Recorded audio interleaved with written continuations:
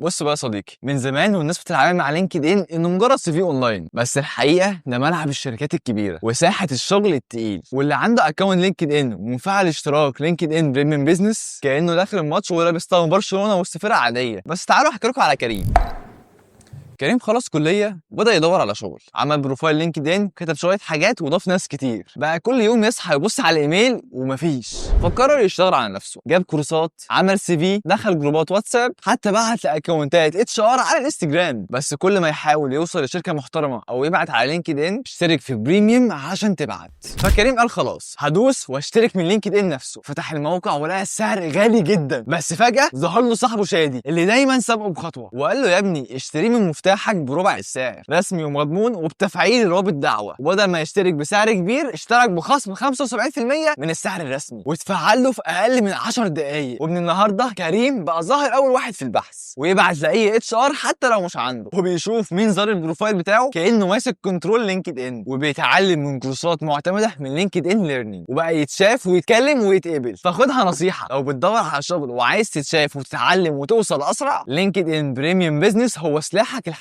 ومع مفتاحك هتاخده رسمي وبخصم 75% من السعر الرسمي، وتفعيل خلال دقايق، ودعم من اول لحظه، ودفع باي طريقه تناسبك. كل اللي عليك تبعت لنا وسيب الباقي علينا، او تطلب من الويب سايت. مفتاحك، افتح على رزقك.